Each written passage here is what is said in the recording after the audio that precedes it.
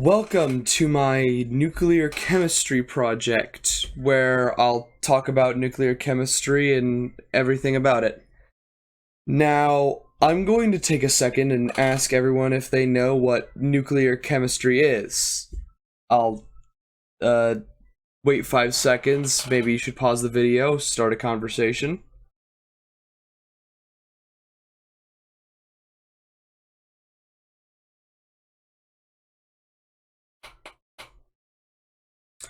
Alrighty, now that that's over and the pause is probably done by now, uh, what is nuclear chemistry? Well, nuclear chemistry is the subsection of chemistry all about dealing with radioactivity in the nuclear process. We'll get to those later. Nuclear fusion, the nucleus of the atoms, and how they react. You may hear nuclear things such as nuclear power plants, or nuclear warheads, or bombs, or really anything.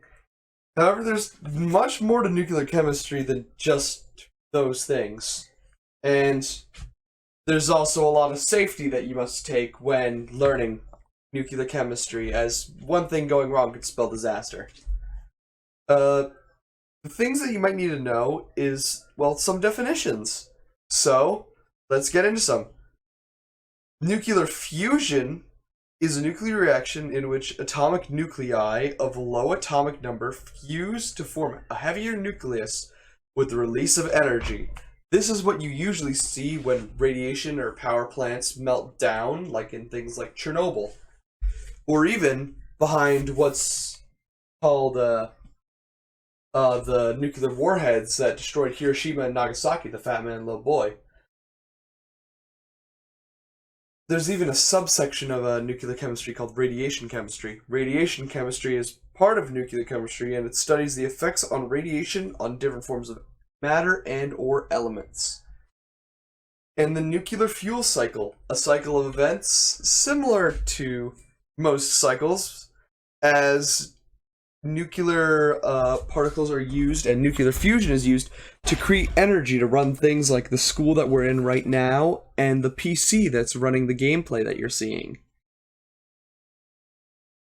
The basics of nuclear chemistry is what you want to learn is how nucleus and atoms react, how each element's nucleus acts different, and how they should be safely used for study.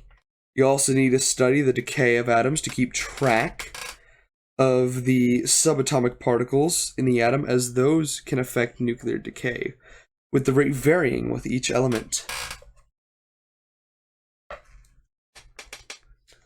Now, the history of nuclear chemistry is very, very, very convoluted to say. Radioactive elements have existed way before, since the beginning of time, but they were first discovered by Pierre and Marie Curie back in 1898. But were really just studied, as we didn't really know how to put the radiation to any use. That was until around 1944, when Otto Hahn, regarded as the father of nuclear chemistry, made his discovery of nuclear fusion, which gave him the Nobel Prize in Chemistry in 1944. Now, he was a German scientist, so he was asked to find a way to weaponize this by the Nazis, but there was really no reason to, as he didn't want his discovery to kill millions. That promise wouldn't stay true, however, as near the end of World War II, the first atomic bomb was created.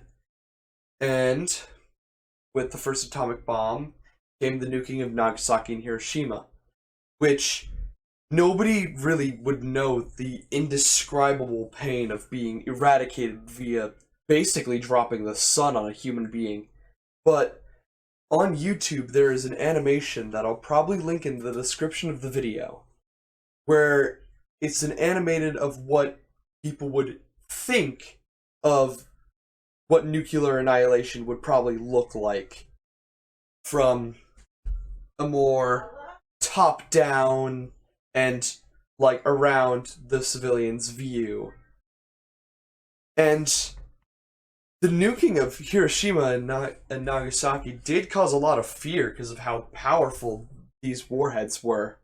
But this would also start the Cold War, where a bunch of people would where the US and Russia would start stockpiling nuclear arms and would cause fear of eradication of the human race, which would eventually start what's called the Doomsday Clock. The Doomsday Clock is a metaphorical clock that's supposed to hit midnight. When it hits midnight, a man-made disaster or human annihilation would occur. We haven't hit midnight as the clock has been set back and forward depending on how tense the world is and how close we are to doing something stupid, which actually we are now the closest ever to midnight at 100 seconds just last month, just a couple months ago in February, when the clock was set forward to 100 seconds to midnight, which sounds horrifying, but there's still some faith that everything should work out fine. And I believe everything will work out fine. But we still need to talk about the good of nuclear chemistry and how power plants are the most clean and efficient source of energy to ever be used, and how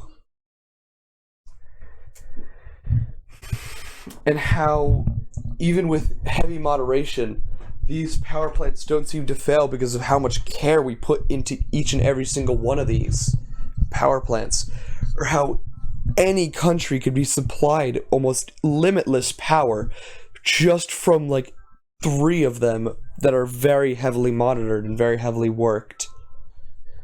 And that's